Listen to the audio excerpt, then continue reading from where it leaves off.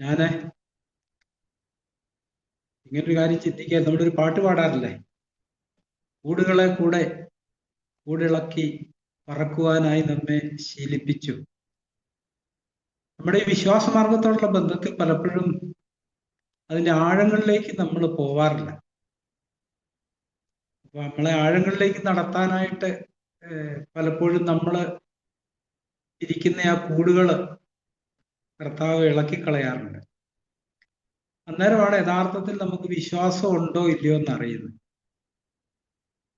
അല്ലാത്തപ്പോൾ നമുക്ക് വിശ്വാസം ഉണ്ടെന്ന് തോന്നും, പക്ഷേ ആ കൂട്ടിൽ നമ്മളെ തട്ടി താഴെ ഇട്ട് കഴിയുമ്പോൾ അവസാനത്തെ കമ്പും എടുത്ത് നമ്മൾ ആ കൂട്ടിൽ നിന്ന് വീഴുമ്പോൾ ആണ് നമ്മൾ പറക്കാൻ തുടങ്ങുന്നത്. ആ വിശ്വാസത്തിന്റെ ചിറക് നമ്മൾ ഉപയോഗിക്കാൻ തുടങ്ങുന്നത്. അപ്പൊ അതുകൊണ്ട് തന്നെ ദൈവം അങ്ങനത്തെ സാഹചര്യങ്ങളിലൂടെ നമ്മളെ കടത്തിവിടും. പല സാഹചര്യങ്ങളിലും ആ വിശ്വാസത്തിന്റെ തലം നമുക്ക്, വിശ്വാസം എന്ന് പറയുമ്പോൾ നമുക്കറിയാം ദൈവത്തിലുള്ള ആശ്രയമാണ്. യഥാർത്ഥ വിശ്വാസം എന്ന് പറഞ്ഞാൽ ദൈവത്തിൽ, അല്ലെ ദൈവത്തിന്റെ വാക്തത്വങ്ങളിലുള്ള, ദൈവത്തിന്റെ വചനത്തിലുള്ള ഒരു ആശ്രയമാണ്. ഈ ദിവസങ്ങളിൽ ഈ സഭയോടുള്ള ബന്ധത്തില് പല കാര്യങ്ങളിലൂടെ കടന്നു പോകുമ്പോൾ ഈ ആഴങ്ങള് കൂടുതൽ കൂടുതൽ ഗ്രഹിക്കാനായിട്ട് ദൈവം സഹായിക്കുന്നുണ്ട്. പല പ്രതിസന്ധികളിലൂടെ കടന്നു പോകുമ്പോൾ നമുക്ക് അറിയത്തില്ല ഇത് എങ്ങനെ കൈകാര്യം ചെയ്യേണ്ടി.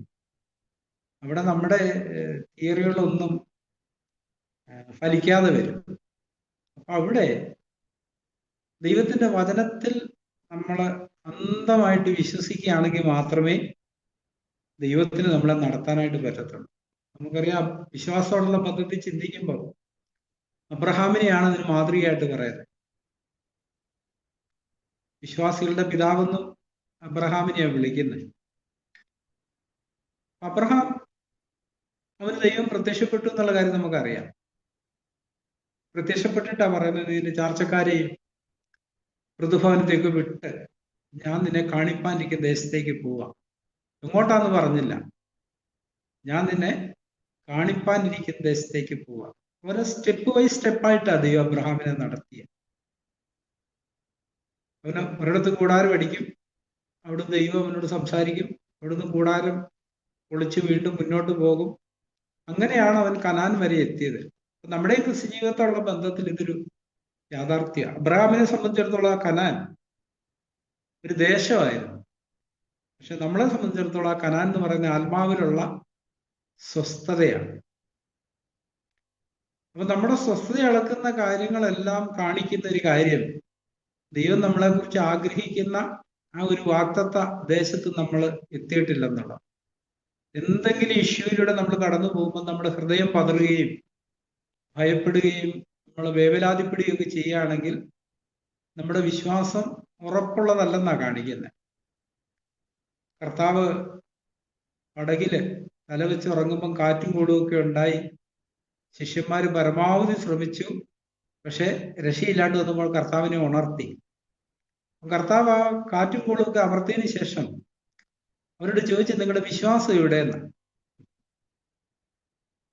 അപ്പം നമ്മുടെ ജീവിതത്തിൽ ഈ കാറ്റും കൂടും, അത് കുടുംബ ജീവിതത്തിലാവാം, സഭാ ജീവിതത്തിലാകാം, നമ്മുടെ ആന്തരിക തലത്തിലാകാം. അതിലൂടെ കടന്നു പോകുമ്പോഴാണ് നമ്മൾ യഥാർത്ഥത്തിൽ വിശ്വാസത്തിലാണോ എന്നുള്ള കാര്യം നമുക്ക് മനസ്സിലാക്കാൻ കഴിയുന്നത്. കൊരിന്ത്യലേഖനം 13 എന്തെങ്കിലും വാക്യമുണ്ട്, നിങ്ങൾ വിശ്വാസത്തിലിരിക്കുന്നു എന്ന് നിങ്ങളെ തന്നെ ശോധന ചെയ്യുകയും നിങ്ങൾ കൊള്ളാവുന്നവരാണെങ്കിൽ ക്രിസ്തു നിങ്ങളിലുണ്ട് എന്ന് നിങ്ങൾ അറിയുന്നുവല്ലോ എന്ന് പറഞ്ഞാൽ, അതിന്റെ അർത്ഥം ഒരു തരത്തിൽ പറഞ്ഞാൽ, ഇങ്ങനെയുള്ള പ്രതിസന്ധികളിൽ കടന്നു പോകുമ്പോൾ നമ്മൾ സ്വസ്ഥതയിലാണ് ജീവിക്കുന്നെങ്കിൽ അത് കാണിക്കുന്ന നമ്മുടെ വിശ്വാസം യഥാർത്ഥത്തിലുള്ളതാണ്. അല്ലെങ്കിൽ നമ്മളെ തന്നെ കാണിക്കുന്ന നമ്മുടെ വിശ്വാസം യഥാർത്ഥത്തിലുള്ളതല്ല. നമ്മൾ ഈ 10-ാം അധ്യായത്തിൽ റോമർ 10 ആ വിശ്വാസത്തെ കുറിച്ചായിരുന്നു കഴിഞ്ഞ ആഴ്ച ചിന്തിച്ച 9-10 വാക്യങ്ങളിൽ. യേശുവിനെ കർത്താവെന്ന്, അത് ഞങ്ങൾ പ്രസംഗിക്കുന്ന 8-ാം വാക്യത്തിൽ അവസാനം പറയുന്നത്, അത് ഞങ്ങൾ പ്രസംഗിക്കുന്ന വിശ്വാസവചനം തന്നെ യേശുവിനെ കർത്താവെന്ന് വായുകൊണ്ട് ഏറ്റുപറയുകയും. അപ്പൊ ആ യേശുവിനെ കർത്താവെന്ന് വായുകൊണ്ട് ഏറ്റുപറയാന്ന് പറഞ്ഞാൽ അതിന്റെ അർത്ഥം എന്താ? നമ്മൾ പലപ്പോഴും ഒരു ബാഹ്യമായ ഏറ്റുപറച്ചിലിനെ കുറിച്ചാണ് ചിന്തിക്കുന്നത്. പക്ഷെ യേശുവാണ് കർത്താവെന്ന് യഥാർത്ഥത്തിൽ നമ്മൾ എപ്പോഴാണ് ഏറ്റുപറയേണ്ടി? ഈ പറഞ്ഞ കാറ്റും ഓളങ്ങളും തിരമാലകളും ഒക്കെ വരുമ്പോഴാണ് ഞാനിങ്ങനെ കുഞ്ഞുങ്ങളെ വളർത്തുന്നതിനോടുള്ള ബന്ധത്തിൽ ചിന്തിച്ചു. അനുസരണം കെട്ടവരും വഴങ്ങാത്തവരും കീഴ്പ്പെടാത്തവരും മത്സരിക്കുന്നവരൊക്കെ ആയിരിക്കുന്ന ഒരു കുഞ്ഞ് നമുക്കുണ്ടേലേ അത് ശരിക്കും ഒരു കാറ്റും ഓളവും തിരമാലയൊക്കെ പോലെയാണ് നമ്മുടെ വിശ്വാസപ്പടകിൽ. അപ്പൊ അത് നമ്മളുടെ നേരിടുമ്പോൾ, നമ്മൾ അതിലൂടെ കടന്നു പോകുമ്പോൾ നമുക്ക് യഥാർത്ഥത്തിൽ ദൈവവിശ്വാസം ഉണ്ടെന്നുള്ളതിന്റെ തെളിവ് നമ്മൾ ദൈവത്തിന്റെ വചനങ്ങളുടെ കൽപ്പനകളുടെ വഴിയിൽ തന്നെ നിൽക്കുമെന്നുള്ളതാണ്. അപ്പൊ നമുക്ക് നമ്മളിൽ തന്നെയുള്ള ഒരു അനുകമ്പയും ഒരു സ്നേഹവും കരുണയൊക്കെ നമ്മൾ കാണിച്ചാൽ കുഞ്ഞുങ്ങൾ വഴിതെറ്റിപ്പോകും. അപ്പൊ അതുകൊണ്ട് തന്നെ നമ്മൾ വളരെ കഠിനതയോടെ, അതുകൊണ്ടാണ് പഴയ നിയമകാലത്ത് നമ്മൾ വായിക്കുന്നത്, ഇപ്പൊ ഒരു മകനുണ്ടെങ്കിൽ അവൻ അനുസരിക്കാത്തവനും തിന്നുകയും കുടിക്കുകയൊക്കെ ചെയ്യുന്നവനാണെങ്കിൽ മാതാവും പിതാവും കൂടെ കൂടി അവനെ പട്ടണത്തിലെ മൂപ്പന്മാരെടുക്കെ കൊണ്ടുവരണം. എന്നിട്ട് അവരോട് ഏറ്റു പറയണം, ഇവൻ തീനിയും കുടിയുമാണ്, പക്ഷെ അനുസരണം കെട്ടവല്ല. ഞാൻ ആ രംഗത്തെക്കുറിച്ച് ചിന്തിച്ചു. ഇപ്പൊ പുതിയ കാലത്തേക്ക് വരുമ്പോ ഈ കുഞ്ഞുങ്ങളെ നേർവഴി കൊണ്ടുവരാനായിട്ട് നമ്മൾ ഭയങ്കര കട്ടിയായ നിലപാടെടുക്കേണ്ടി വരും. അപ്പൊ ആ നിലപാടെടുക്കുന്നിടത്താണ് നമ്മുടെ വിശ്വാസം യഥാർത്ഥത്തിലുള്ളതാണോ അതോ നമ്മുടെ തിയറിയിൽ മാത്രമുള്ളതാണോ എന്ന് അറിയുന്നത്. അവിടെ ഒരു വലിയ പരീക്ഷയാണ്. അവിടെ നമ്മുടെ മുഖം കടിപ്പിച്ച് ഒരു വിട്ടുവീഴ്ചയില്ലാതെ ദൈവീയ മൂല്യങ്ങൾക്ക് വേണ്ടി ഒരു നിലപാടെടുക്കുമ്പോൾ നമ്മളെ അങ്ങോട്ട് നയിക്കുന്ന കാര്യം ദൈവത്തിന്റെ വാക്തത്വം അല്ലെ, ദൈവവചനത്തിലല്ല, ദൈവത്തിലുള്ള വിശ്വാസമാണ്. വെച്ചാൽ ഈ കാര്യങ്ങളോടുള്ള ബന്ധത്തിൽ എന്ത് ചെയ്യണമെന്ന് ദൈവം എന്നോട് പറഞ്ഞിരിക്കുന്നു, ഞാനത് ചെയ്യുന്നു എന്നുള്ളതാണ്. ഇങ്ങനെ ഒരു നിലപാടെടുക്കും. സ്ട്രോങ് ആയിട്ട് നിൽക്കണമെന്നുണ്ടെങ്കിൽ നമുക്ക് മോശയെക്കുറിച്ച് എഴുതിയിരിക്കുന്ന പോലെ അവൻ അദൃശ്യ ദൈവത്തെ കണ്ടതുപോലെ ഉറച്ചു നിന്നതുകൊണ്ട് രാജാവിന്റെ കോപം ഭയപ്പെടാതെ ഇസ്രയേൽ വിട്ടുപോകുന്നു നമ്മൾ വായിക്കുന്നു. എന്ന് പറഞ്ഞാൽ അവന്റെ ആന്തരിക കണ്ണുകൊണ്ട് ഈ ദൈവത്തെ കാണുകയും ദൈവത്തെ അറിയുകയും ചെയ്തതിന്റെ അനന്തരഫലമായിട്ട് അവന് ഉറച്ചു നിന്നു നമ്മൾ വായിക്കുന്നത്. അപ്പൊ ആ ഉറച്ചു നിന്നതിന്റെ അനന്തരഫലമായിട്ടാണ് ഇസ്രയേൽ വിട്ടു പോരുകയും ദൈവത്തിലേക്ക് യാത്ര ചെയ്യുകയും ചെയ്തത്. അതുപോലെ മാതാപിതാക്കൾ എന്നുള്ള നിലയിൽ നമ്മളും ആ ദൈവിക വ്യവസ്ഥകളിൽ ഉറച്ചു നിൽക്കുകയാണെങ്കിൽ മാത്രമേ നമ്മുടെ കുഞ്ഞുങ്ങളെ ആണേലും മറ്റുള്ളവരെ ആണേലും നമുക്ക് സഹായിക്കാൻ കഴിയത്തുള്ളൂ, രക്ഷിക്കാൻ കഴിയത്തുള്ളൂ. അവിടെ നമ്മൾ വിട്ടുവീഴ്ച ചെയ്താൽ, ദൈവവചനത്തോടുള്ള ബന്ധത്തിൽ നമ്മൾ ചെയ്യാൻ പറഞ്ഞ കാര്യങ്ങളിൽ നമ്മളൊരു വിട്ടുവീഴ്ച ചെയ്താൽ സംഭവിക്കുന്ന ഒരു കാര്യം, അവരൊരിക്കലും ദൈവത്തിലേക്ക് വരത്തില്ല. വിശ്വാസം എന്ന് പറയുമ്പോൾ ഇവിടെ നമ്മൾ യേശുവിനെ കർത്താവെന്ന് വാഗൊണ്ട് ഏറ്റുപറയുക എന്ന് പറയുമ്പോൾ ഇങ്ങനെയുള്ള സാഹചര്യങ്ങളിലായി ഏറ്റുപറച്ചിന് വേണ്ടി നമ്മുടെ ഇഷ്ടത്തിന് വിരുദ്ധമായിട്ട് കാര്യങ്ങൾ പോവുകയും നമ്മൾ ചിന്തിക്കുന്നതിന് വിരുദ്ധമായിട്ട് സംഭവിക്കുകയും ചെയ്യുന്നിടത്ത് നമ്മൾ ദൈവവചനത്തില് ഉറച്ചു നിൽക്കുന്നതിന്റെ അനന്തരഫലമായിട്ടാണ് നമ്മൾ ആ കാര്യം തെളിയിക്കുന്നത്. നമ്മൾ പലപ്പോഴും ഇങ്ങനെയുള്ള കാര്യങ്ങളിലെല്ലാം ഒരാഴത്തിലേക്ക് പോകാനായിട്ട് വിസമ്മതിക്കുന്നവരാണ്.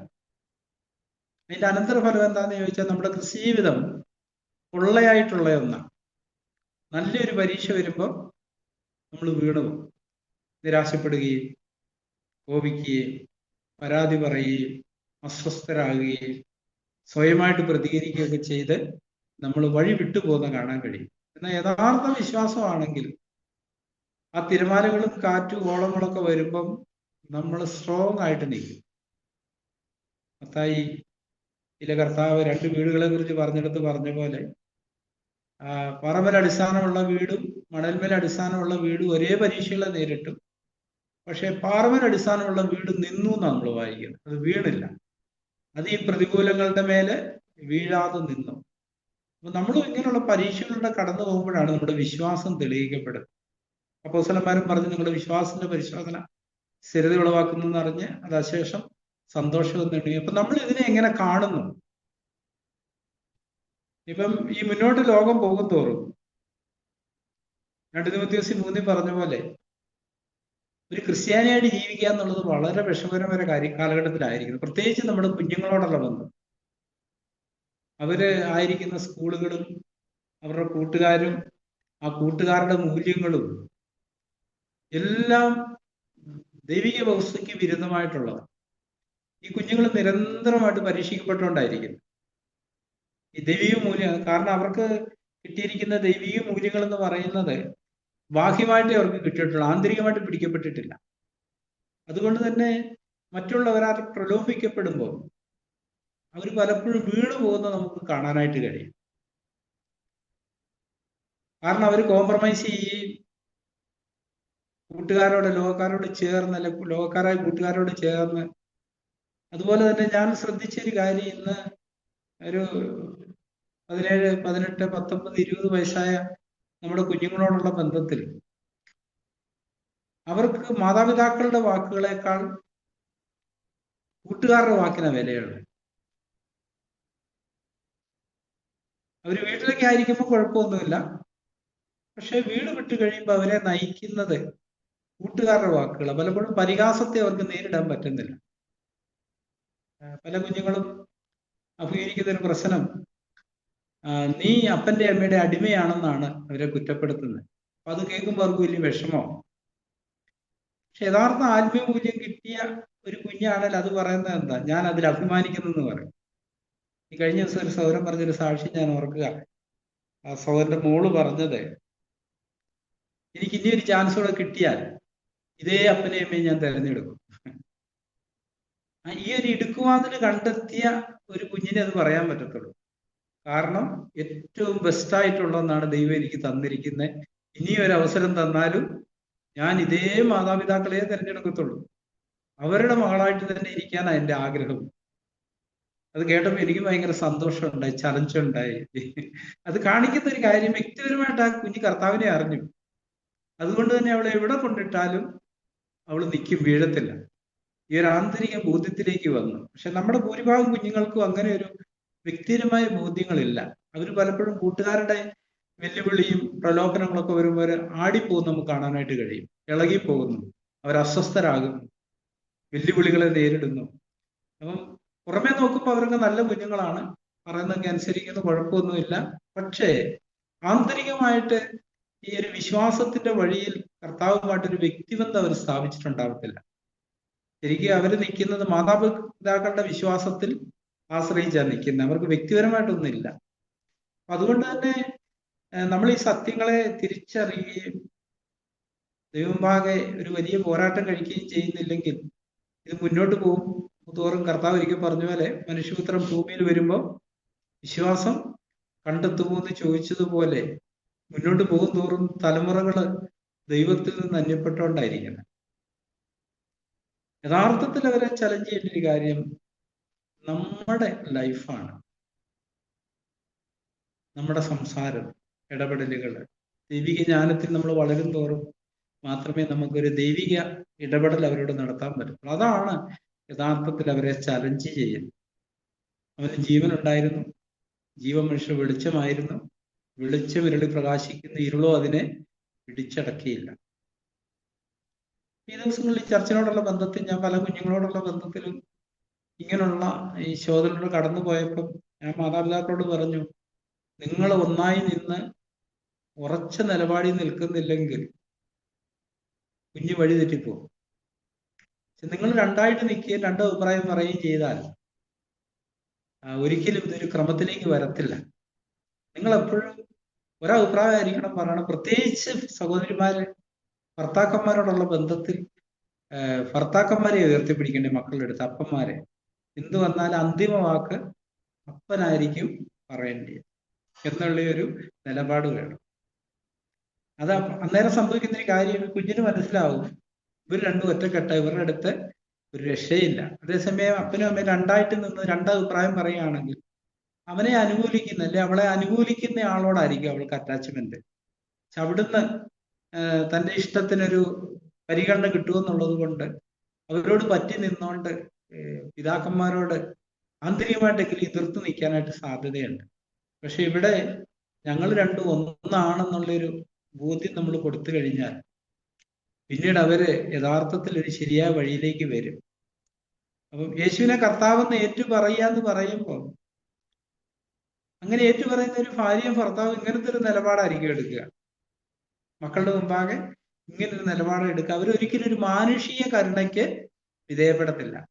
നമ്മൾ ഈ മാനുഷിക കരുണ ഇല്ലെന്നുള്ളതല്ല, ഉണ്ട്. പക്ഷെ നമ്മൾ അതിന് വിധേയപ്പെട്ടു കൊടുത്താൽ സംഭവിക്കുന്ന ഒരു കാര്യം, അവർ വഴിതെറ്റിപ്പോ. അതുകൊണ്ട് തന്നെ ഇന്നിപ്പോ ഒരു സഹോദരനോട് പറഞ്ഞപ്പോൾ ഞാൻ പറഞ്ഞു, ഈ സുവിശേഷത്തിൽ ഇങ്ങനെ എഴുതിയിട്ടില്ല, കർത്താവിന്റെ ജനനത്തോടുള്ള ബന്ധത്തിൽ 2 വയസ്സിൽ താഴെയുള്ള മക്കളെയെല്ലാം, ആൺകുഞ്ഞുങ്ങളെല്ലാം കൊല്ലാൻ ഓർഡർ ഇട്ട് അങ്ങനെ കൊന്നു. അവിടെ റാഹേൽ മക്കളെ ചൊല്ലി കരഞ്ഞു. അവർ ഇല്ലായികയാൽ ആശ്വാസം കൈക്കൊള്ളുവാൻ അവൾക്ക് മനസ്സില്ലായിരുന്നു. പ്രത്യേകിച്ച് ഈ കുഞ്ഞുങ്ങളോടുള്ള ബന്ധത്തിൽ പിതാക്കന്മാരെക്കാൾ കൂടുതൽ അറ്റാച്ച്മെന്റ് മാതാക്കൾക്കാണുള്ളത്. കാരണം അവരാ നൊന്ത് പ്രസവിച്ച്, അതുകൊണ്ട് ഒരു അറ്റാച്ച്മെന്റ് ഉണ്ട്. ഇപ്പൊ ഞാൻ പറഞ്ഞൊരു കാര്യം ഇതാണ്, വേദനയുണ്ട് ബ്രദറെ, വേദനയുണ്ട്. പക്ഷെ ആ വേദന നമ്മൾ സഹിക്കാൻ ദൈവം അനുവദിച്ചിരിക്കുന്നത്. നമുക്ക് സഹിക്കാതിരിക്കാൻ യാതൊരു വിഷമവും അല്ല, യാതൊരു വഴിയില്ല. അത് സഹിച്ചേ നമുക്ക് മുന്നോട്ട് പോകാൻ പറ്റത്തുള്ളൂ. അപ്പൊ നമ്മൾ ആ വേദന സഹിക്കുന്ന വഴിയേ ദൈവം ഉദ്ദേശിക്കുന്ന ഒരു പ്രവൃത്തി നമ്മുടെ കുഞ്ഞുങ്ങളിൽ സംഭവിക്കത്തുള്ളൂ. ഒന്നാമത്തെ കാര്യം, യേശുവിനെ കർത്താവ് നമ്മൾ വായുകൊണ്ട് ഏറ്റു പറയുമ്പോൾ, പത്രോസിൽ നമ്മളത് വായിച്ചിട്ടുണ്ട്. എന്നാൽ ക്രിസ്തുവിനെ നിങ്ങളുടെ ഹൃദയങ്ങളിൽ കർത്താവായി വിശുദ്ധീകരിപ്പിന്നും കൂടെ ഒരെണ്ണമുണ്ട്. അപ്പൊ ഓരോ പരീക്ഷയിലുമാണ് ഈ വിശുദ്ധീകരണം നടക്കുന്നത്. ഓരോ പരീക്ഷ കഴിയും തോറും യേശു യഥാർത്ഥത്തിൽ നമ്മുടെ കർത്താവായിട്ട് തീരും. നമ്മൾ നിലപാടുകളുള്ളവരാകും, ഉറപ്പുള്ളവരാകും, ഉലുങ്ങാത്തവരാകും, ദൈവിക കരുണയും ദൈവമൊക്കെ ഉള്ളവരായിരിക്കും. നമ്മളിൽ തന്നെയുള്ള കരുണയും ദൈവമൊക്കെ നമുക്ക് നഷ്ടപ്പെടും. ദൈവികമായ ഒരു കരുണയും ദൈവ കരുണ കാണിക്കുന്നതിന് ഉദ്ദേശം നമ്മൾ മാനസാന്തരപ്പെടാനാണ്. റോമാലയത്തിൽ നമ്മളത് പഠിച്ചിട്ടുണ്ട്.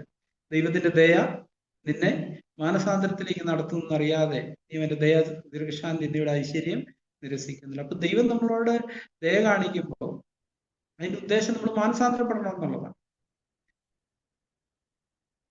സങ്കീർത്തനങ്ങൾ നമ്മൾ വായിക്കുന്നുണ്ട്, നിന്നെ ഭയപ്പെടുവാൻ തക്കവണ്ണം നിന്റെ പക്കൽ വിമോചനമുണ്ട്. അപ്പൊ ദൈവം ക്ഷമിക്കുന്നതിന്റെ ഉദ്ദേശം നമ്മൾ ദൈവത്തെ ഭയപ്പെടണം. അതുകൊണ്ട് ഭയപ്പെടാനായിട്ടാണ്. എന്ന് പറഞ്ഞ പോലെ തന്നെ നമ്മളും അതേ ഒരു സ്വഭാവത്തിലേക്ക് വളർന്നുകൊണ്ടേയിരിക്കും. നമ്മളിൽ തന്നെയുള്ള കരുണയും ക്ഷമയൊക്കെ നമ്മൾ ത്യജിച്ചിട്ട് ദൈവികമായൊരു കരുണയും ക്ഷമയൊക്കെ ഉള്ളവരായി തീരുന്നു. അത് സംഭവിക്കുന്നില്ലെങ്കിൽ നമ്മുടെ വിശ്വാസം യാഥാർത്ഥ്യമല്ല എന്ന് അവിടെ കാണിക്കുന്നത്. 2 കാര്യം. ഒന്നാമത്തെ വിശ്വാസത്തെക്കുറിച്ച് പറഞ്ഞിട്ട് 9-ാം വാക്യത്തിൽ പറയുന്നത്, ദൈവം അവനെ മരിച്ചവരിൽ നിന്ന് ഉയർത്തെഴുന്നേൽപ്പിച്ചുവെന്ന് ഹൃദയം കൊണ്ട് വിശ്വസിക്കുകയും ചെയ്താൽ രക്ഷിക്കപ്പെടും. യേശു മരിച്ചുവെന്ന് ഉയർത്തെഴുന്നേറ്റു നമ്മൾ വിശ്വസിക്കുന്ന വഴി എന്താ സംഭവിക്കുന്നത്? അതുകൊണ്ട് നാം ഒരിക്കല് ഉയർത്തെഴുന്നേൽക്കും. ആ ഉയർത്തെഴുന്നേൽപ്പിന്റെ പ്രത്യാശയാണ് നമുക്കുള്ളത്. നമ്മൾ ഹൃദയം കൊണ്ട് വിശ്വസിക്കുന്നു. അതിന്റെ അനന്തരഫലം ഇന്നും നമ്മുടെ ജീവിതത്തിൽ എല്ലാ പരീക്ഷകളിലും നിരന്തരമായി ഇങ്ങനെ ഒരു ഉയർപ്പ് സംഭവിക്കുന്നുണ്ട്. നമ്മൾ സ്വയത്തിന് മരിക്കുകയും ആത്മാവിൽ ജീവിക്കപ്പെടുകയും അല്ലെ ദൈവേഷ്ടത്തിൽ ജീവിക്കപ്പെടുകയും ചെയ്യുന്നുണ്ട്. അത് നമ്മൾ യഥാർത്ഥത്തിൽ വിശ്വസിക്കുന്നുണ്ടെങ്കിൽ അങ്ങനെ ഒരു പ്രക്രിയ നമ്മുടെ ആന്തരിക തലത്തിൽ നടന്നുകൊണ്ടേയിരിക്കും. നമ്മൾ 1 പത്രോസിലെ ലേഖനം 1-ാം അധ്യായം അതിന്റെ 21-ാമത്തെ വാക്യത്തിൽ ഇങ്ങനെ ഒരു വാക്യം വായിക്കുന്നുണ്ട്. 1 പത്രോസ് 1:21 അവിടെ നമ്മളിങ്ങനെ വായിക്കുന്നത്, നിങ്ങളുടെ വിശ്വാസവും പ്രത്യാശയും ദൈവത്തിൽ വെച്ചുകൊള്ളേണ്ടതിന് ദൈവം അവനെ മരിച്ചവരുടെ ഇടയിൽ നിന്ന് എഴുന്നേൽപ്പിച്ച് അവന് തേജസ്സ് കൊടുത്തുമിരിക്കുന്നു. അപ്പൊ ഈ എഴുന്നേൽപ്പിച്ചു എന്ന് നമ്മൾ വിശ്വസിക്കുന്ന പറയുമ്പോൾ അതിന്റെ അർത്ഥം ഇത് എന്തിനു വേണ്ടിയിട്ടാണെന്ന് അവിടെ പറഞ്ഞിരിക്കുന്നത്. നിങ്ങളുടെ വിശ്വാസവും പ്രത്യാശയും ദൈവത്തിൽ വെച്ചുകൊള്ളേണ്ടത് ദൈവം അവനെ മരിച്ചവരുടെ ഇടയിൽ നിന്ന് ഉയർത്തെഴുന്നേൽപ്പിച്ച് അവന് തേജസ്സ് കൊടുത്തുമിരിക്കുന്നു. അപ്പം ഈ പറഞ്ഞ പോലെ നമ്മൾ റോമാലേഖനം 10-ാം അധ്യായത്തിൽ വായിക്കുന്ന ഈ ഹൃദയം കൊണ്ട് വിശ്വസിക്കുക എന്ന് പറയുമ്പോൾ അതിന്റെ അർത്ഥം, ദൈവം യേശുക്രിസ്തുവിനെ ഉയർപ്പിച്ചെങ്കിൽ ദൈവം എന്നെയും ഉയർപ്പിക്കും. ആ ഉയർപ്പെന്ന് പറയുമ്പം ഒന്ന് ആശ്ചര്യമായിട്ടുള്ള ഉയർപ്പുണ്ട് നമ്മുടെ കർത്താവിന്റെ വരവെങ്കിൽ. പക്ഷെ ദിനം പ്രതി ഈ ഒരു ഉയർപ്പ് നമ്മുടെ ജീവിതത്തിൽ നടന്നുകൊണ്ടിരിക്കണം. എല്ലാ പരീക്ഷകളിലും നമുക്ക് വിശ്വാസം ഉണ്ടെങ്കിൽ നാം നമുക്ക് തന്നെ മരിക്കുകയും യേശുവിലുള്ള ഉയർപ്പിനെ ഇവിടെ നമ്മൾ പങ്കാളികളായി തീരുകയും എന്ന് പറഞ്ഞതിന്റെ അർത്ഥം, എല്ലായിടത്തും ഇത് വിശ്വസിക്കുന്നുണ്ടെങ്കിൽ, യഥാർത്ഥ വിശ്വാസമാണെങ്കിൽ എന്റെ ഇഷ്ടത്തിന് ഞാൻ മരിക്കും, ദൈവേഷ്ടത്തിന് എന്നെ ഏൽപ്പിക്കും. അതൊരു ജനറൽ സ്റ്റേറ്റ്മെന്റ് ആണ്, നമുക്കറിയാം. എന്റെ പ്രായോഗിക തലത്തിലേക്ക് വരുമ്പോൾ എന്റെ ഇഷ്ടത്തിൽ മരിക്കുക എന്ന് പറഞ്ഞാൽ എന്താ അർത്ഥം? ഇപ്പൊ നമ്മുടെ തെരഞ്ഞെടുപ്പുകളുള്ള ബന്ധത്തിൽ ഒരു ദിവസത്തിൽ ഒത്തിരി പ്രാവശ്യം നമ്മൾ തെരഞ്ഞെടുപ്പുകളെ നേരിടുന്നുണ്ട്. അവിടെ എന്റെ ഇഷ്ടം ഞാൻ തിരിച്ചറിയണം, ദൈവേഷ്ടം ഗ്രഹിക്കുകയും വേണം, ദൈവഹിതം ഗ്രഹിക്കുകയും വേണം. ഗ്രഹിച്ചാൽ മാത്രം പോരാ, ആ ദൈവഹിതം നമ്മൾ എന്റെ ഇഷ്ടത്തെ ത്യജിച്ചിട്ട് ആ ദൈവഹിതം ഞാൻ ചെയ്യണമെന്നുള്ളത്. ചില സമയങ്ങളിൽ ദൈവം എന്നോട് കാർക്കശ്യത്തോടെ ഇടപെടാൻ പറയുമ്പോൾ ഞാനത് ഗ്രഹിച്ചു, പക്ഷെ അത് ചെയ്യുന്നില്ലെങ്കിൽ എൻ്റെ ഉള്ളിൽ ദൈവേഷം നിറവേറത്തില്ല, ദൈവത്തിന്റെ ഹിതം നടക്കത്തില്ല. എൻ്റെ ജീവിതത്തിലും എന്നോട് ബന്ധപ്പെട്ട മറ്റുള്ളവരുടെ ജീവിതത്തിലും അത് നടക്കത്തില്ല. ഇപ്പം നമ്മള് എഫീസ്യനിൽ വായിക്കുന്നുണ്ടല്ലോ, പിതാക്കന്മാരെ നിങ്ങളുടെ മക്കളെ കോപിപ്പിക്കാതെ കർത്താവിന്റെ ബാലശിക്ഷയിലും പത്യോപദേശത്തിലും പോറ്റി വളർത്തുകയും. അപ്പൊ നമ്മുടെ ഇഷ്ടം പലപ്പോഴും ഈ ബാലശിക്ഷ കൊടുക്കാനല്ല, ശിക്ഷിക്കുക എന്നുള്ളത് നമുക്ക് മടുപ്പുള്ളൊരു കാര്യമാണ്. കാരണം ഈ ശിക്ഷയിലൂടെ കടത്തി വിടുമ്പോൾ പിള്ളേർക്ക് നമ്മളോട് തോന്നുന്ന വികാരം എന്താണെന്ന് ചിന്തിച്ചിട്ട് നമ്മൾ പലപ്പോഴും ശിക്ഷിക്കാൻ മടിക്കും, അല്ലെ ശാസിക്കാൻ മടിക്കും. ഏലിയെ കുറിച്ച് നമ്മളിത് വായിക്കുന്നുണ്ടല്ലോ, അവൻ തന്റെ മക്കളെ ശാസിച്ചമർത്തായി കൊണ്ടെന്നാണ് പറഞ്ഞിരിക്കുന്നത്. ശാസിക്കാഞ്ഞുകൊണ്ടെന്നല്ല, ശാസിച്ച് അമർത്തായി കൊണ്ട്. അപ്പൊ നമ്മൾ പലപ്പോഴും ശാസനം നിർത്തും. അത് പോരുന്ന ദൈവനും പറഞ്ഞു, ശാസിച്ചമർത്തുക എന്ന് പറഞ്ഞതിന്റെ അർത്ഥം എന്താ? അവര് വഴിതെറ്റി പോകുന്നിടത്ത് അവരെ ശരിയായ വഴിയിലേക്ക് മോനെ നീ പോകുന്നത് ശരിയല്ല എന്ന് പറഞ്ഞാൽ പോരാ, അവനെ ശരിയായ വഴിയിലേക്ക് നമ്മൾ മടക്കി കൊണ്ടുവരണം. ആ വഴി കാണിച്ചു കൊടുത്തിട്ട് അങ്ങോട്ട് നമ്മൾ കൊണ്ടുവരികയും കൂടെ ചെയ്തില്ലെങ്കിൽ അവരൊരിക്കലും ശരിയാകത്തില്ല. പല പിതാക്കന്മാരും പറയാൻ ഞാൻ കേട്ടിട്ടുണ്ട്, ഞാൻ എത്ര പ്രാവശ്യം പറഞ്ഞതാ, കേൾക്കണ്ടേ. അപ്പൊ നമ്മളങ്ങനെ ഞാൻ ചോദിച്ചിട്ടുണ്ട് പലപ്പോഴും, അങ്ങനെ പറഞ്ഞാൽ കേൾക്കാതിരിക്കുമ്പോൾ നമ്മൾ എന്താ ചെയ്യേണ്ടി? അതിനെക്കുറിച്ചൊരു ബോധ്യമില്ല. അപ്പൊ ദൈവത്തിന് വെറുതെ പറയാനല്ല പറയുന്നത്, ആ വഴിയിലേക്ക് അവനെ നയിക്കണമെന്നാ പറയുന്നത്. ബാലൻ നടക്കേണ്ടുന്ന വഴിയിൽ അവനെ അഭ്യസിപ്പിക്കണം. ആ അഭ്യസനത്തോടുള്ള ബന്ധത്തിൽ ഇപ്പൊ മത്സരിയായ ഒരു കുഞ്ഞിനോട് നമ്മൾ പറയേണ്ട ഒരു കാര്യം, നിനക്ക് ഞാൻ ഭക്ഷണം തരത്തില്ല ഇങ്ങനെയാണ്, നീ വിധേയപ്പെടുത്തുമ്പോൾ മാത്രമേ നിനക്ക് ഞാൻ ഭക്ഷിക്കാൻ തരത്തുള്ളൂ. അപ്പൊ ഇന്ന് നമ്മുടെ ചർച്ചിൽ അങ്ങനെ സംഭവം നടന്നു. ഒരു ഫാമിലിക്ക് ഒരു മോനുണ്ട്, പുള്ളി അപ്പം പറഞ്ഞ് എന്ത് ചെയ്താലും കേൾക്കില്ല. 19 വയസ്സേ ഉള്ളൂ. പുള്ളി അവകാശപ്പെടുത്തി എനിക്ക് 18 വയസ്സായി, എനിക്ക് ഇനി തോന്നിയ പോലെ പോവാം. അങ്ങനെ ഞങ്ങളെല്ലാവരും ഒത്തിരി ഉപദേശിച്ചു, ഒത്തിരി കാര്യങ്ങളൊക്കെ ചെയ്തു. പക്ഷെ പുള്ളി ദിവസം മുന്നോട്ട് പോകും തോറും ഒരു ഭയങ്കര മത്സരത്തിലോട്ടാണ് വരുന്നത്. അവസാനം പുള്ളി ഒരു വൈകിട്ട് 4 മണിക്ക് പോയാൽ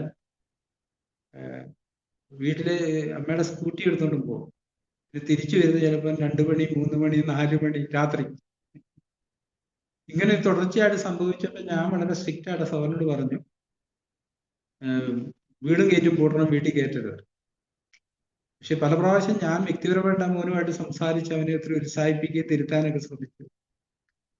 അവസാനം ഈ 2-3 രാത്രിയായിട്ട് ഇങ്ങനെ അവൻ താമസിച്ചു വന്നു. അപ്പം പറഞ്ഞു, ഇനി താമസിച്ചു വരികയാണ്, ഞാൻ ഗേറ്റും വീടും പൂട്ടതിനെ പുള്ളി കയറ്റത്തില്ല. അങ്ങനെ ഇന്നലെ ഇത് ചെയ്തു. അങ്ങനെ പുള്ളി തിണ്ണെ കിടന്നുറങ്ങി. രാവിലെ പിന്നെയും പോയി. വൈകുന്നേരം ആയപ്പോൾ വന്നപ്പം ചോദിച്ചു, നീ എന്തിനാ ഇങ്ങനെ വന്നേ? ഈ വീട്ടിൽ ഇനി തുടർന്ന് താമസിക്കണമെങ്കിൽ ഞാൻ പറയുന്ന അനുസരിച്ച് താമസിക്കില്ലേ, നിനക്ക് പോകാമെന്ന് പറഞ്ഞു. പുള്ളി അപ്പൻ്റെ നേരെ ഒച്ചയും ബഹളമൊക്കെ ഉണ്ടാക്കി ബാഗിൽ തുണിയൊക്കെ നിറച്ച് ഇവിടുന്ന് പോയി. അമ്മ കിടന്ന് ഭയങ്കര വിഷമവും കരച്ചിലും. അപ്പൊ ഞാൻ രണ്ടുപേരെയും വിളിച്ചു. ഞാൻ പറഞ്ഞതെല്ലാം ദൈവം അനുവദിക്കുന്നത്, ഒന്നാമത് നിങ്ങൾ ഭാര്യയും ഭർത്താവും ഒന്നായി തീരണം.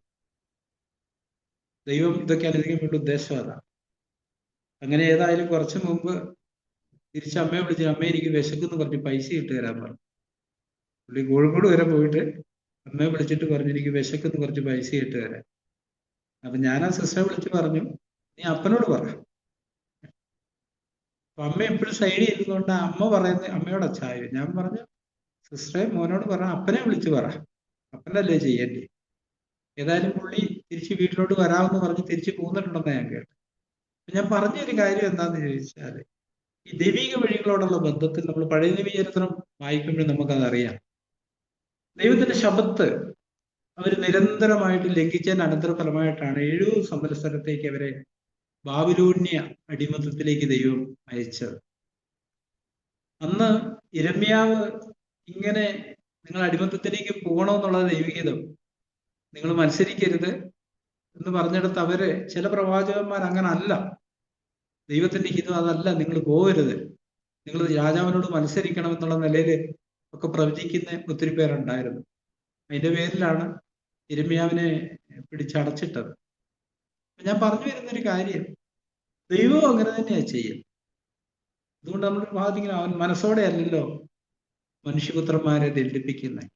ഞാൻ പറഞ്ഞതൊരു യേശു കർത്താവാണെന്ന് നമ്മൾ ഏറ്റു പറയുന്നുണ്ടെങ്കിൽ ദൈവേഷ്ടത്തോടുള്ള ബന്ധത്തിൽ ഇങ്ങനെയുള്ള പല തലങ്ങളിലും നമ്മൾ സീരിയസ് ആയിരിക്കും, വിട്ടുവീഴ്ചയ്ക്ക് തയ്യാറാവത്തില്ല. എന്ന് പറയുമ്പോൾ മാനുഷിക രീതിയിൽ വിട്ടുവീഴ്ച ചെയ്യാനുള്ള ഒരു പരീക്ഷ ഉണ്ടെങ്കിലും നമ്മൾ ദൈവത്തിന് വേണ്ടി, ദൈവമാണ് കർത്താവ് എൻ്റെ, അതുകൊണ്ട് എൻ്റെ കർത്താവ് പറയുന്ന പോലെ എനിക്ക് ചെയ്യാൻ പറ്റുമെന്നുള്ള ഒരു നിലപാടെടുക്കുന്നിടത്താണ് മറ്റുള്ളവരും നമ്മളോട് കൂടെ ചേരാനിടയായിത്തീരും. ചന്ദ്രക്ക് മേശക വേദനവോ അവർക്ക് ബിംബത്തെ നമസ്കരിക്കാനുള്ള പരീക്ഷ ഉണ്ടായപ്പം വൈകാരികമായിട്ട് ചിന്തിച്ചിട്ടുണ്ട്, അവർക്ക് ഭയവും ഭീതിയൊക്കെ ഉണ്ടാവും. അതുകൊണ്ട് അവർ പറഞ്ഞ് ദൈവം ഞങ്ങളെ വിടുവിക്കും, ഇനി വിടുവിച്ചില്ലെങ്കിലും ഞങ്ങൾ ഈ വിഗ്രഹത്തെ നമസ്കരിക്കത്തില്ല. അതിന്റെ അനന്തരഫലം എന്തായിരുന്നു? രാജാവ് പോലും ഇതാണ് യഥാർത്ഥ ദൈവം എന്നുള്ളൊരു, അതേസമയം അവരൊരു കോംപ്രമൈസിന് ഒരുങ്ങിയായിരുന്നല്ല, തീർന്നു.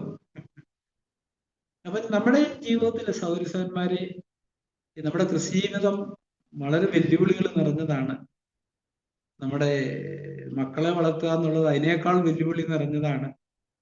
അവിടെ നമ്മൾ ഈ ഒരു അനുരഞ്ജനത്തിന് മനോഭാവം ഇല്ലാത്തവരായി ദൈവേഷ്ടത്തോടുള്ള ബന്ധത്തിൽ, ദൈവജനത്തോടുള്ള ബന്ധത്തിൽ വളരെ സീരിയസ് അല്ലെങ്കിൽ നമ്മൾ ദൈവം ഉദ്ദേശിക്കുന്ന ഒരു സ്ഥലത്ത് എത്തിപ്പെടത്തില്ല. നമുക്കറിയാം ഇസ്രയേലിന്റെ മരുഭൂമി യാത്രയോടുള്ള ബന്ധത്തിൽ ലിബിമികൾ ഇങ്ങനെ പറഞ്ഞ് അവര് ദൈവം വാഗ്ദത്തം ചെയ്ത കാര്യങ്ങളിലല്ല മറ്റെങ്ങോട്ടൊക്കെയോ നോക്കിക്കൊണ്ടിരുന്നത് കൊണ്ട് അവർക്ക് ആ വാഗ്ദത്തം പ്രാപിക്കാൻ കഴിഞ്ഞില്ല. അവരുടെ വാഗ്ദത്തം കനാനായിരുന്നു. നമ്മളത് വനിതി വായിക്കുന്നുണ്ട്. അവിടെ അവരുടെ പ്രാർത്ഥനയ്ക്ക് ദൈവം അന്നേരം മറുപടി കൊടുക്കുന്നുണ്ട്. അവർ കൊതിക്ക് വേണ്ടി ഭക്ഷണം ചോദിച്ചു, കൊടുത്തു. പക്ഷെ നമ്മളിങ്ങനെ വായിക്കുന്നു, അതോടുകൂടി അവരുടെ പ്രാണനും കൂടെ ക്ഷയം അയച്ചു. പലപ്പോഴും നമ്മളെ വഞ്ചിക്കുന്ന ഒരു കാര്യം, നമ്മൾ ഇങ്ങനൊക്കെ പോയിട്ടും ദൈവന്റെ പ്രാർത്ഥന കേൾക്കുന്നുണ്ടല്ലോ, എനിക്ക് കാര്യമായ കുഴപ്പമൊന്നും സംഭവിക്കുന്നില്ലല്ലോ. ശരിയാണ്. പക്ഷെ ബിലിയാമും അത് തന്നെയാണ് ചിന്തിച്ചത്. ആദ്യം പറഞ്ഞു പോകരുത്, പക്ഷെ ബിലിയാം കേൾക്കാണ്ട് പോയി. കഴുതവഴി അവനോട് സംസാരിച്ചു. അന്നേരവും വീണ്ടും ദൈവം പറഞ്ഞതാ പൊക്കും. ദൈവത്തിന്റെ പൂർണ്ണഹിതം എന്ന് പറയുന്നത് പോകരുതെന്നുള്ളതാണ് ആദ്യമേ പറഞ്ഞു ബിലിയാമിനോട്. പക്ഷെ ബിലിയാമിന്റെ ഹൃദയം അന്നേരവും പോകുന്ന ഒരു തലത്തിലേക്ക് ചാഞ്ഞിരിക്കുകയായിരുന്നു. ഞാനും ചിന്തിക്കുകയായിരുന്നു, നമ്മുടെ എല്ലാം ക്രിസ്തീയത്തിന്റെ വഴികളിൽ ഇങ്ങനത്തെ ഒരു ചായ്വ് നമുക്കും ഉണ്ട്. അതൊരിക്കലും ദൈവഹിതത്തിലേക്കല്ല, നമ്മുടെ സ്വന്തം ഹിതത്തിലേക്കുള്ള ഒരു ചായ്വ്, നമ്മുടെ പ്ലാനും പദ്ധതി, നമ്മുടെ ഇഷ്ടവും. നമ്മൾ പറയുമ്പോഴൊക്കെ ദൈവത്തെ സ്നേഹിക്കുന്നവർക്ക് തന്നെ, പ്രാണം വിളിക്കപ്പെട്ടവർക്ക് തന്നെ സകലവും നന്മയ്ക്ക് വേണ്ടി കൂടി വ്യാപരിക്കും നമ്മൾ പറയുന്നുണ്ടെങ്കിലും നമ്മളത് വിശ്വസിക്കുന്നില്ല പലപ്പോഴും. അതുകൊണ്ടാണ് നമ്മൾ തുറുമുറുക്കുകയും വാദിക്കുകയും തർക്കിക്കുകയും കൈപ്പോടിരിക്കുകയൊക്കെ ചെയ്യുന്നത്. അത് വിശ്വസിക്കുന്നുണ്ടെങ്കിൽ ഈ വിശ്വസിക്കുന്നതിനൊരു സ്വസ്ഥതയുണ്ട് ആന്തരികമായിട്ട്. തൻ്റെ ഇഷ്ടത്തിന് വിരുദ്ധമായിട്ട് കാര്യങ്ങൾ പോകുമ്പോഴും യേശുവാണ് കർത്താവ് എന്ന് പറഞ്ഞാൽ അവനാണ് സകലത്തെയും നിയന്ത്രിക്കുന്നത്. അവൻ അനുവദിക്കാതെ തലയിലെ മുടി പോലും പോകത്തില്ല. അതുകൊണ്ട് ഞാൻ അവന്റെ ഇഷ്ടത്തിന് വേണ്ടി നിൽക്കണം, അവിടെ ഞാൻ വിട്ടുവീഴ്ച കാണിക്കാൻ പാടില്ല എന്നുള്ളൊരു നിലപാടിൽ നിൽക്കുന്നിടത്താണ് ദൈവത്തിന്റെ ഹിതം നമ്മുടെ വ്യക്തിജീവിതത്തിലും കുടുംബജീവിതത്തിലും സഭാജീവിതത്തിലും നടക്കുകയും ദൈവത്തിന്റെ നാമം മഹത്വപ്പെടുകയും ചെയ്യുന്നു. ഇവിടെ നമ്മൾ മാനുഷികമായ രീതിയിലുള്ള കരുണ കാണിക്കുന്നിടത്ത് അത് ദൈവം വഴി വിട്ട് കാര്യങ്ങൾ പോകുന്നതിന് ഇടയായിത്തീരും. നമ്മൾ ഈ യേശുവിനെ കർത്താവെന്ന് ഏറ്റു പറയുമ്പോൾ അതിന്റെ അർത്ഥം, യേശു അനുവദിക്കാതെ എൻ്റെ ജീവിതത്തിൽ ഒന്നും സംഭവിക്കുന്നില്ല. ഇനി എന്തെങ്കിലും സംഭവിച്ചാൽ അതെന്റെ നന്മയ്ക്കാം. ആത്യന്തികമായിട്ട് തന്നെ യേശുവിന്റെ അതേ മനോഭാവവും സ്വഭാവവും ഉള്ളവനാക്കി തീർക്കാനാണ്. അല്ലെ എൻ്റെ ഉള്ളിൽ, നമ്മൾ റോമാലേഖനത്തിൽ തന്നെയാണത് വായിക്കുന്നത്. 5-ാമത്തെ അധ്യായത്തില് നമ്മൾ പലപ്പോഴും ചിന്തിച്ചിട്ടുള്ളതാണ്. 17-ാമത്തെ വാക്യമാണ്, ഏകന്റെ ലംഘനത്താൽ മരണം ഏകൻ നിമിത്തമാണുവെങ്കിൽ കൃപയുടെയും നീതിദാനത്തിന്റെയും സമൃദ്ധി ലഭിക്കുന്നവർ യേശുക്രിസ്തു എന്ന ഏകൻ നിമിത്തം ഏറ്റവും അധികമായി ജീവനിൽ വാഴും. ഈ ജീവനിൽ വാഴുക എന്ന് പറയുമ്പോൾ ദൈവിക ജീവനുള്ള ഒരു വാഴ്ചയാണ്, ദൈവിക സ്വഭാവത്തിലുള്ള വാഴ്ചയാണ്. അങ്ങനെ ആ ജീവൻ വർദ്ധിക്കുന്നത് നമ്മൾ സ്വന്തം ജീവൻ മരണത്തിന് ഏൽപ്പിക്കുന്ന പോലെ അളവിലാണ്. ഏതളവിൽ എൻ്റെ ജീവനല്ല, എൻ്റെ ഇഷ്ടം ഞാൻ സമർപ്പിക്കുന്ന ആ അളവിൽ, ഒരു യാഗമായി കൊടുക്കുന്ന ആ അളവിലാണ് അവിടെ ദൈവിക ജീവൻ എന്നില് ഉരുത്തിരിയാൻ ഇടയായിത്തീരുന്നത്. ഇതിന്റെ അർത്ഥം എല്ലാ സാഹചര്യങ്ങളിലും ഞാൻ എൻ്റെ ഇഷ്ടം ത്യജിച്ച് ദൈവ ഇഷ്ടം അല്ലെ, ദൈവത്തിന് എന്നോട് എന്ത് പറയുന്നു എന്ന് മനസ്സിലാക്കി വചനത്തിന് വേണ്ടി ഒരു നിലപാടെടുക്കുക, കൽപ്പനകൾക്ക് വേണ്ടി ഒരു നിലപാടെടുക്കുക. നമ്മൾ കഴിഞ്ഞ ദിവസം ഒരാള് ഒരു വിഷയത്തോടുള്ള ബന്ധത്തിൽ പറഞ്ഞു, ഇങ്ങനെ വഴിവിട്ട് പോകുന്ന ഒരു മോനോടുള്ള ബന്ധത്തിൽ പറഞ്ഞു, നമുക്ക് പ്രാർത്ഥിക്കാനല്ലേ പറ്റുള്ളൂ, നമുക്ക് എന്ത് ചെയ്യാൻ പറ്റും? അപ്പൊ ഞാൻ പറഞ്ഞു, സദൃശവാക്യം 28:9 ഇങ്ങനെ ഒരു വാക്യമുണ്ട്. സദൃശ 28:9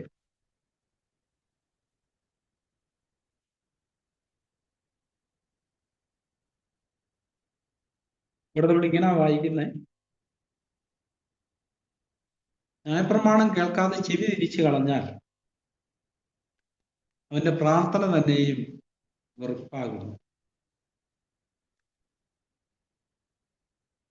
എന്ന് പറഞ്ഞ, ഇപ്പൊ ദൈവജനം എൻ്റെ മക്കളോടുള്ള ബന്ധത്തിൽ എന്നോട് പറയുന്നത്, അവൻ നടക്കേണ്ടുന്ന വഴിയിൽ അവനെ അഭ്യസിപ്പിക്കുക, എന്നിട്ട് ഞാൻ പ്രാർത്ഥിക്കണം. അതിന് പകരം അവൻ പോകുന്ന വഴിയിൽ അവനെ ഞാൻ പോകാൻ അനുവദിച്ചതിന് ശേഷം പ്രാർത്ഥിച്ചിട്ടുണ്ടല്ലേ, എന്റെ പ്രാർത്ഥന പോലും ദൈവത്തിന് വെറുപ്പാണ്. എന്റെ പ്രാർത്ഥന ദൈവം സ്വീകരിക്കണമെന്നുണ്ടെങ്കിൽ ഞാൻ വചനം അനുസരിക്കണം ആദ്യം.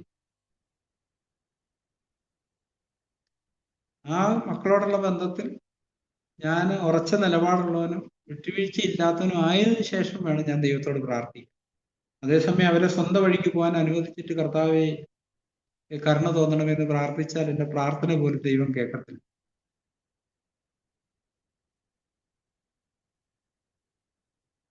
നമ്മൾ പലപ്പോഴും പറയുന്ന ഈ വചനങ്ങളും യാഥാർത്ഥ്യങ്ങളും തമ്മിൽ ഒത്തിരി അകലമുണ്ട്. നമുക്കറിയാം, ദൈവത്തെ അറിയുന്ന ഒരാള് സാവകാശത്തിൽ കൂടുതൽ ദൈവികമായിട്ടുള്ള 2 തലങ്ങളുണ്ട്. റോമാലേഖനത്തിൽ തന്നെ നമ്മളത് വായിക്കുന്നുണ്ട്. ദൈവത്തിന്റെ 2 സ്വഭാവവിശേഷങ്ങളെ കുറിച്ച് നമ്മൾ വായിക്കുന്നുണ്ട്. 11-ാം അധ്യായത്തിൽ 22-ാമത്തെ വാക്യം, റോമർ 11:22, ആകയാൽ ദൈവത്തിന്റെ ദയയും ഖണ്ഡിതവും കാണുക, വീണവരിൽ ദൈവത്തിന്റെ ഖണ്ഡിതവും, നിന്നിലോ നീ ദയയിൽ നിലനിന്നാൽ ദയയും തന്നെ. അപ്പൊ ദൈവത്തിന് 2 നേച്ചറുണ്ട്, ദയയുണ്ട്, ഖണ്ഡിതമുണ്ട്. നമ്മളത് ആദ്യം മുതലേ കാണുന്നുണ്ട്, ഉൽപ്പത്തി തൊട്ടേ കാണുന്നുണ്ട്. എന്നോട് ദൈവം മുന്നറിയിപ്പ് കൊടുത്തു, പാപം നിന്റെ വാതിലിൽ കിടക്കുന്നതിന്റെ ആഗ്രഹം നിന്നോടാകും, നീ എന്നെ കീഴടക്കണം. പക്ഷെ അത് അംഗീകരിക്കാതെ കായിൻ സഹോദരനെ കൊന്നതിന് ശേഷം ദൈവത്തോട് പറഞ്ഞു, എന്നെ എവിടെ ആര് കണ്ടാലും കൊല്ലും. അപ്പൊ ദൈവം പറഞ്ഞു, കായിനെ കൊല്ലുന്നവന് 7 ഇരട്ടി പകരം കൊടുക്കും. അതുകൊണ്ട് അവനെ കൊല്ലാതിരിക്കാനായിട്ട് ഒരു അടയാളം കൊടുക്കുന്ന ദൈവം കരുണ കാണിച്ച് നോഹയുടെ കാലത്ത് എത്തിയപ്പോഴത്തേനും ഇനി കരുണ കാണിക്കാൻ വയ്യാത്തൊരവസ്ഥയിലോട്ട് എത്തിയപ്പോഴാണ് ദൈവം നോഹയും കുടുംബത്തെയും നിലനിർത്തിക്കൊണ്ട് ബാക്കി മുഴുവനെയും നശിപ്പിച്ച് കളഞ്ഞു. നമുക്ക് സോദോം ഗോമോറയെ കുറിച്ച് അറിയാം. അവിടെ ദൈവം ഇറങ്ങിച്ചെന്ന് നേരിട്ട് കാണാൻ, ഇവിടുത്തെ നിലവിളി എൻ്റെ സന്നിധിയിൽ എത്തിയിരിക്കുന്നു, അത് അറിയാനായിട്ടാണ് ഞാൻ വന്നത്. അപ്പം അവിടെ അറിയാൻ വന്നപ്പം പ്രാക്ടിക്കലി തന്നെ ദൈവത്തിനത് തിരിച്ചറിയാൻ കഴിഞ്ഞു, അവരുടെ ദുഷ്ടതയുടെ ആധിക്യം. അതുകൊണ്ടാണ് ദൈവം ബന്ധപ്പെടുത്തിയ ലോകത്തിന് ഓടിപ്പോകും, ഞാൻ നശിപ്പിക്കാൻ പോവാം. അപ്പം നിനവിയോടുള്ള ബന്ധത്തിലാണ് നമുക്കറിയാം, യോനയെ പറഞ്ഞു വിട്ടു. യോന മനസ്സോടെയാണേലും അവസാനം കർത്താവ് പറഞ്ഞ പോലെ പ്രസംഗിച്ചു, അവർ മാനസാന്തരപ്പെട്ടു, ദൈവത്തിന്റെ ഹൃദയത്തിന് സന്തോഷമായി, ദൈവം അവരോട് കരുണ കാണിച്ചു, അവരെ നശിപ്പിച്ചില്ല. അവിടെ നമുക്ക് ആ പുസ്തകത്തിൽ എഴുതിയിരിക്കുന്ന മൃഗങ്ങൾ പോലും രട്ടെടുത്ത് ഉപസിച്ചെന്ന് നമ്മൾ വായിക്കുന്നു. എന്ന് പറഞ്ഞാൽ അത്ര സീരിയസ് ആയിട്ട് അവർ ദൈവജനത്തെ എടുത്തു. അതിന്റെ അനന്തരഫലം ദൈവം അതിനെ നശിപ്പിച്ചില്ല, ദൈവത്തിന്റെ ദയ. അപ്പം മാനസാന്തരത്തിലേക്ക് നടക്കുന്നവരോടുള്ള ബന്ധത്തിൽ ദൈവത്തിന്റെ ദയ വർദ്ധിച്ചുകൊണ്ടേയിരിക്കും. നമ്മുടെ ക്രിസ്ത്യ ജീവിതത്തിൽ നമ്മൾ മാനസാന്തരപ്പെടുക എന്ന് പറയുമ്പോൾ 2 തരത്തിലുണ്ട്. അപ്പൊ പാപം രണ്ടു തരത്തിലുണ്ട്. ഒന്ന് നമ്മൾ ദൈവത്തിന്റെ കൽപ്പന ലംഘിക്കുന്നതും, മറ്റൊന്ന് കൽപ്പനയെ നമ്മൾ അനുസരിക്കാൻ പറഞ്ഞ് അനുസരിക്കാതിരിക്കുന്നതും, ചെയ്യാൻ പറഞ്ഞത് ചെയ്യാതിരിക്കുന്നതും. അല്ലെ? രണ്ടു തരത്തിലുണ്ട്. ഇപ്പം നമ്മുടെ കുഞ്ഞുങ്ങളോടുള്ള ബന്ധത്തിൽ, അല്ലെ ചർച്ചിനോടുള്ള ബന്ധത്തിൽ ഞാൻ പലപ്പോഴും ചിന്തിക്കാറുണ്ട്, പലപ്പോഴും സ്ട്രിക്റ്റ് ആകേണ്ടി വരും. അവിടെ നമ്മുടെ സ്വാഭാവിക ചിന്ത, അയ്യോ ഇത് വേണം, അതിന്റെ കോൺസിക്വൻസസ് ഒക്കെ നമ്മൾ ചിന്തിക്കും. പക്ഷെ നമുക്കറിയാം, ഇപ്പം യിരെമ്യാവിന്റെ പുസ്തകം വായിക്കുമ്പോൾ ദൈവം ദൂതനോട് പറഞ്ഞു, ഈ മഷിക്കുപ്പിയായിട്ട് പോയിട്ട് ഇവിടെ നടക്കുന്ന മ്ലേച്ഛത നിമിത്തം നെടുവീർപ്പിട്ട് കരയുന്നവരുടെ നെറ്റിമേലൊരു അടയാളം ഇടുക. അടുത്ത ആളോട് എന്താ പറഞ്ഞു? നീ പുറകെ നടന്ന് അടയാളം ഇല്ലാത്ത എല്ലാവരെയും കൊല്ലുക. അപ്പൊ ആ ദൂതനതനുസരിച്ച് അന്നേരം യിരെമ്യാവ് നിലവിളിക്കുന്നത്, യിരെമ്യാവ് മാത്രം അവശേഷിച്ചു. അപ്പൊ ദൈവിക പ്രവൃത്തികളോടുള്ള ബന്ധത്തിൽ ദൈവം കരുണ കാണിക്കുമ്പോൾ ദൈവം ആഗ്രഹിക്കുന്നത് നമ്മൾ മാനസാന്തരപ്പെടണം. അപ്പൊ ദൈവം പറഞ്ഞ് നമ്മൾ അപ്പാടെ അനുസരിക്കാൻ നമ്മളെ തന്നെ വിധേയപ്പെടുത്തുന്നതാണ് ദൈവത്തിന്റെ പ്രസാദമായിരിക്കും. ഇവിടെ നമ്മുടെ ചിന്തകളിൽ നമ്മളതിനെ വിശകലനം ചെയ്ത് നമ്മുടേതായ ഒരു കരുണയൊക്കെ കാണിക്കുന്നിടത്ത് ദൈവിക പ്രവൃത്തി നടക്കത്തില്ല. പെട്ടകത്തല്ല, ഈ സമാധാന കൂടാരത്തിന് പണിയോടുള്ള ബന്ധത്തിൽ നമ്മളത് വായിക്കുന്നുണ്ട് പുറപ്പാട് പുസ്തകത്തിൽ. മോശയെല്ലാം നോക്കി യഹോവ കൽപ്പിച്ച പോലെ തന്നെ എന്ന് കണ്ടു, അവരെ അനുഗ്രഹിച്ചു. ഇവിടെ മോശയുടെ യാതൊരു ഇഷ്ടത്തിനും അവിടെ സ്ഥാനമില്ലായിരുന്നു. ഞാൻ നിന്നെ പർവ്വതത്തിൽ വെച്ച് കാണിച്ച മാതൃക പ്രകാരം തന്നെ അതിനെ തീർക്കണം. ഒരു വിട്ടുവീഴ്ചയ്ക്കും തയ്യാറില്ല. ഇത്ര ഉയരം എന്ന് പറഞ്ഞാൽ അത്ര ഉയരം മതി. എനിക്ക് ചിന്തിക്കുക, അതുപോലെ ഇച്ചിരി കൂടണം എന്ന് വെച്ചാൽ അവിടെ ദൈവത്തിന്റെ തീ ഇറങ്ങത്തില്ല, ദൈവം പ്രസാദിക്കത്തില്ല. നമ്മളിൽ തന്നെ വരുന്ന ഒരു കരുണയെ പലപ്പോഴും ദൈവേഷ്ടം ചെയ്യുന്നതിന് നമ്മളെ തടയാനിടയാകും. അത് നമ്മുടെ വ്യക്തി ജീവിതത്തിലാണേലും, കുടുംബ ജീവിതത്തിലാണേലും, സഭാ ജീവിതത്തിലാണേലും, സമൂഹ ജീവിതത്തിലാണേലും അങ്ങനെ തന്നെയാണ്. അപ്പൊ ഇങ്ങനെയുള്ള കാര്യങ്ങളോടുള്ള ബന്ധത്തിൽ യഥാർത്ഥ വിശ്വാസമുള്ള ഒരു വ്യക്തിയെ സംബന്ധിച്ച് ഇങ്ങനെയുള്ള തലങ്ങളിലെല്ലാം ഒരു പണി നടന്നുകൊണ്ടേയിരിക്കും. പക്ഷെ പലപ്പോഴും നമ്മുടെ വിശ്വാസം എന്ന് പറയുന്നത് ഒരു വ്യാജമുള്ള വിശ്വാസം. നമ്മുടെ പറച്ചില്ലേ ഉള്ളൂ. നമ്മുടെ പ്രവൃത്തി വരുമ്പോൾ ആ വിശ്വാസം നമുക്ക് കാണാൻ കഴിയും. അതുകൊണ്ട് തീമോഥെയോസിന് എഴുതുമ്പോൾ അപ്പോസ്തലൻ ഇങ്ങനെ എഴുതി, നിന്റെ നിർവ്യാജ വിശ്വാസത്തിന്റെ ഓർമ്മ നിമിത്തം ഞാൻ ദൈവത്തിന് സ്തോത്രം ചെയ്യും. യാക്കോബ് അപ്പോസ്തലൻ അതിനെ കുറിച്ച് ഇങ്ങനെ പറഞ്ഞ്, പ്രവൃത്തിയില്ലാത്ത വിശ്വാസം ചത്തത. യഥാർത്ഥ വിശ്വാസം നമ്മളെ ഒരു പ്രവൃത്തിയിലേക്ക് നയിക്കും. ഒന്നാമത് നമ്മൾ നമ്മളോട് തന്നെ കഠിനമായിട്ട് ഇടപെടും. നമ്മുടെ ഇഷ്ടങ്ങളെ ദൈവേഷ്ടം ചെയ്യാനായിട്ട് നമ്മൾ ത്യജിക്കും. ഒരുപക്ഷെ നമ്മുടെ ഉറക്കശീലമായിരിക്കാം, അല്ലെ മറ്റു ലോകകാര്യങ്ങളെ കുറിച്ച് കേൾക്കുന്നതിലുള്ള താല്പര്യമായിരിക്കാം.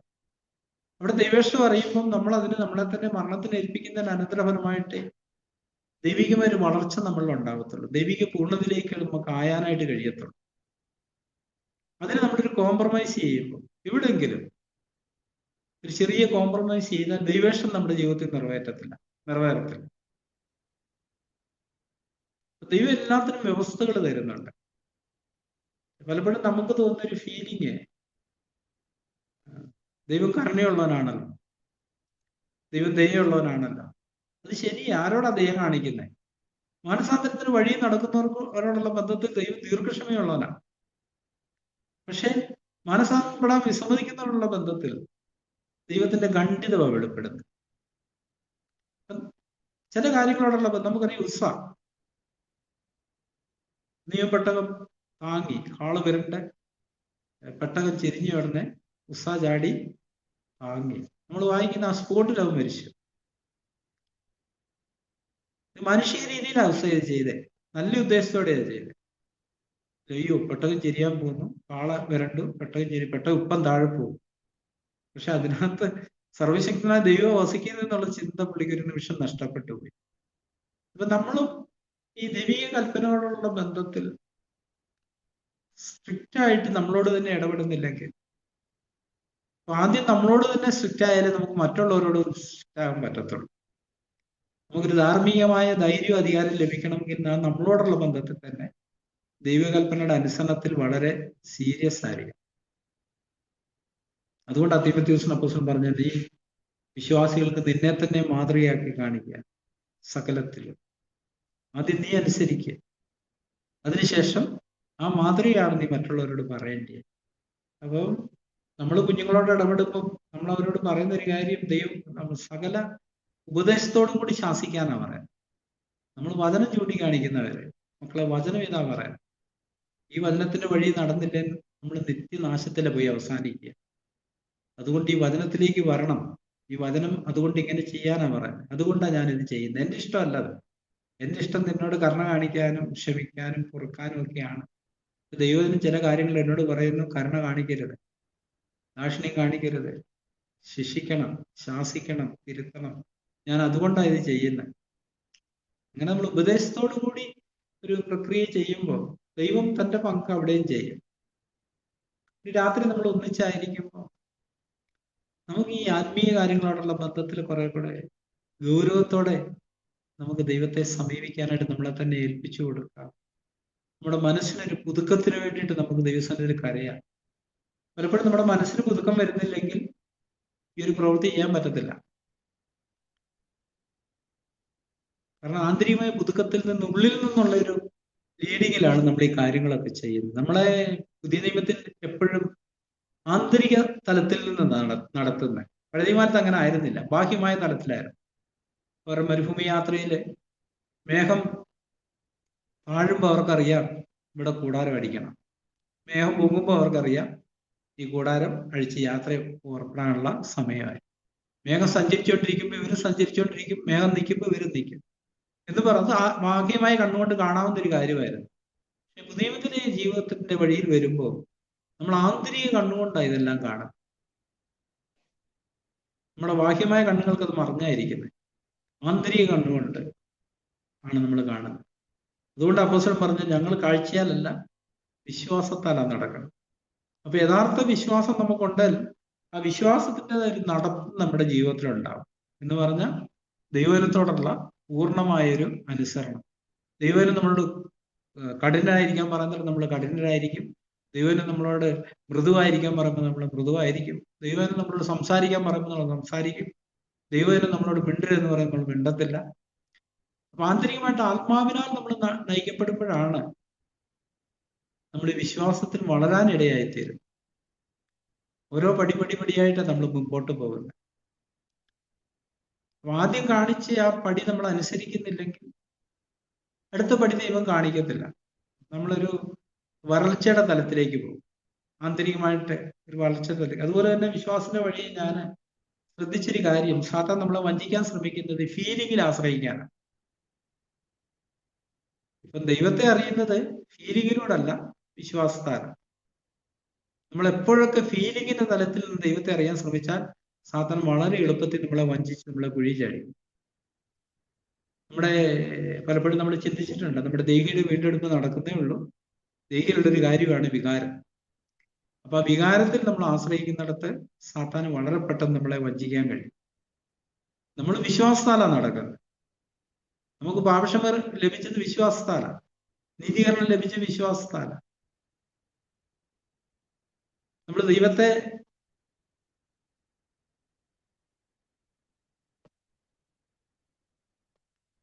ദൈവത്തെ അറിഞ്ഞത് വിശ്വാസത്താലാണ്. അതുകൊണ്ട് നമുക്ക് വിശ്വാസത്തിന്റെ വഴിയിൽ തന്നെ നടക്കാം. ഒരിക്കലും ഫീലിംഗിൽ ആശ്രയിക്കാതിരിക്കുക. ഈ ഫീലിംഗിൽ ആശ്രയിക്കുക എന്നുള്ളത് വല്ലാത്ത വെല്ലുവിളിയാണ് നമ്മുടെ ജീവിതത്തെ നിരന്തരമായിട്ട് നേരിടുന്നത്. ചിലപ്പോൾ നമ്മൾ രാവിലെ എഴുന്നേൽക്കുമ്പോൾ ഒരു സന്തോഷവും തോന്നത്തില്ല. ചില സമയം സഹോദരന്മാരെ കാണുമ്പോൾ നമുക്ക് മിണ്ടാൻ പോലും തോന്നത്തില്ല. വൈകാരികമായിട്ടാണ് ഞാൻ പറയുന്നത്. നമ്മളെ വികാരത്തിന്റെ പിന്നാലെ പോയാൽ നമ്മൾ പരാജയപ്പെടും. അവിടെ എല്ലാം നമ്മൾ വിശ്വാസമാണ് നടക്കുന്നത്. നമ്മുടെ വീണ്ടെടുപ്പിനെ കുറിച്ച് ചിലപ്പോൾ നമുക്ക് സംശയം തോന്നും, നമ്മുടെ രക്ഷയെ കുറിച്ച് സംശയം തോന്നും. ചിലപ്പോൾ നമുക്ക് തോന്നുന്നു എന്താ ഈ കാട്ടിക്കൂട്ടുന്നതെന്ന് തോന്നും വികാരത്തിന്റെ പിന്നാലെ പോകുമ്പോൾ. നമ്മളിവിടെ എല്ലാം വിശ്വാസമാണ് നടക്കുന്നത്. സഹോദരനെ കാണുമ്പോൾ ഇപ്പം നമ്മളിങ്ങനെ വായിക്കുന്നുണ്ടല്ലോ, സ്നേഹ ചുംബനം കൊണ്ട് അന്യോന്യം വന്ദനം ചെയ്യുകയും. എനിക്ക് ഫീലിംഗ് തോന്നിയാലും ഇല്ലേലും ഞാൻ അവിടെ ദൈവത്തിന്റെ കൽപ്പന അനുസരിച്ച വിശ്വാസത്താലാണ് നടക്കുന്നത്. ഞാനത് ചെയ്യുന്നു.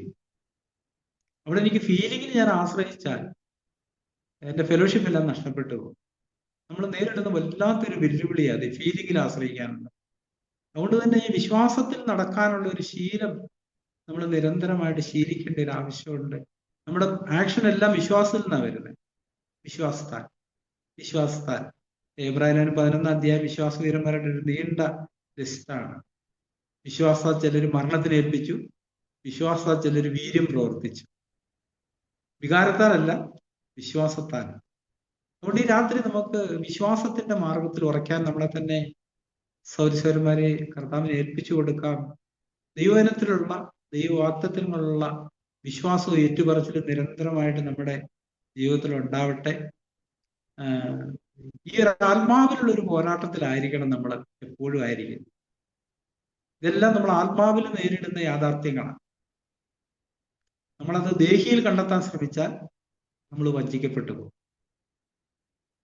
അതുകൊണ്ട് ആ നിലയില് നമ്മുടെ വിശ്വാസം യാഥാർത്ഥ്യമാണെന്ന് തെളിയിക്കേണ്ട ഒരു ആവശ്യമുണ്ട്. ദൈവം ഉണ്ടെന്നുള്ളതിന്റെ വിശ്വാസത്തിന്റെ തെളിവ് നമ്മുടെ പ്രായോഗിക ജീവിതത്തിൽ സംഭവിക്കുന്ന കാര്യങ്ങളാണ്. നമ്മുടെ നാവിനെ നമ്മൾ നിയന്ത്രിക്കും. കാരണം ദൈവത്തിന്റെ സാന്നിധ്യം നമ്മുടെ കൂട്ടത്തിലുണ്ട്. ദൈവത്തിന് ഇഷ്ടമല്ലാത്തൊന്നും എൻ്റെ വായിൽ നിന്ന് വരാൻ പാടില്ല. സാഹചര്യങ്ങൾ എന്താണേലും വേണ്ടിവരാം. എൻ്റെ വായിൽ നിന്ന് ദൈവത്തെ വേദനിപ്പിക്കുന്ന, ദുഃഖിപ്പിക്കുന്ന ഒന്നും വരാൻ പാടില്ല. കാരണം ദൈവം ഇത് കാണുന്നു, കേൾക്കുന്നു, അറിയുന്നു. സഹോദരന്മാരോ ഭാര്യയോ ഭർത്താവോ ഒന്നും ആരും അറിയുന്നില്ല, പക്ഷെ ദൈവം അറിയുന്നു. അപ്പൊ ദൈവത്തിന്റെ സാന്നിധ്യം നമ്മൾ കൂടുതൽ അനുഭവിക്കും തോറുമാണ് ഈ വിശ്വാസത്തിൽ നമ്മൾ കൂടുതൽ ശക്തിപ്പെടുന്നത്. വിശ്വാസത്തിന്റെ പ്രവൃത്തി അന്നേരം നമ്മളിൽ നിന്ന് വരുന്നത്. ആ പ്രവൃത്തി എന്ന് പറയുന്നത് നമ്മൾ ദൈവത്തിന്റെ ഇഷ്ടത്തിന് വേണ്ടി നമ്മളെ തന്നെ ഏൽപ്പിച്ചു കൊടുക്കുന്നതാണ്. ചിലപ്പോൾ നിന്ദിക്കപ്പെടാനായിരിക്കും, അവമാനിക്കപ്പെടാനായിരിക്കും. ചിലപ്പോൾ തെറ്റായിട്ട് നമ്മളെ കുറ്റപ്പെടുത്തുമ്പോൾ വിശ്വാസം നടക്കുന്ന ഒരാൾ ഒരിക്കലും തന്നെ ആയിരിക്കത്തില്ല, അനുവദിക്കും. കാരണം ദൈവം അത് അനുവദിച്ചതിന് മുമ്പിൽ ദൈവത്തിന്റെ ഉദ്ദേശമുണ്ട്. നിന്റെ ഇഷ്ടം നടക്കട്ടെ എന്ന് പറഞ്ഞ് അതിനുവേണ്ടി ഏൽപ്പിച്ചു കൊടുക്കും. കാരണം അവനറിയാം നീതിയിരിക്കുന്നത് ദൈവമാണ്. ദൈവം നീതീകരിച്ചവനെ ആർക്കും കുറ്റം ചുമത്താനായിട്ട് പറ്റത്തില്ല. അങ്ങനെ കുറ്റം ചുമത്തുന്നുണ്ടെങ്കിൽ പോലും അതെന്റെ നന്മയ്ക്ക് വേണ്ടി ദൈവം അനുവദിച്ചിരിക്കുന്നത്. എന്നെ ഒരു യഥാർത്ഥത്തിൽ എന്നെ കർത്താവിനെ പോലെ ആക്കി തീർക്കാനായിട്ട് കർത്താവ് അനുവദിക്കുന്ന നമ്മുടെ കുടുംബത്തിൽ നമ്മുടെ പ്രധാനപ്പെട്ട ഒരു കാര്യം. നമ്മുടെ പ്രവൃത്തിയെ നമ്മൾ ന്യായീകരിക്കാൻ ശ്രമിക്കുമ്പോൾ ലൂക്കോസ് 16:15 പറഞ്ഞിരിക്കുന്ന മനുഷ്യന് മുമ്പാകെ നിങ്ങളെ തന്നെ നീതീകരിക്കുന്നവരാ. പരീക്ഷന്മാരോട് പറയുന്ന മനുഷ്യന്റെ കണ്ണിന് മുമ്പിൽ ഉന്നതമായത് ദൈവത്തിന്റെ കണ്ണിന് മുമ്പിൽ അറപ്പാണ്. ഈ തങ്ങളെ തന്നെ നീതീകരിക്കുന്നത് ദൈവത്തിന് അറപ്പുള്ള കാര്യം. അവിടെ കർത്താവ് ഒരിക്കലും തന്നെത്താൻ നീതീകരിച്ചില്ല.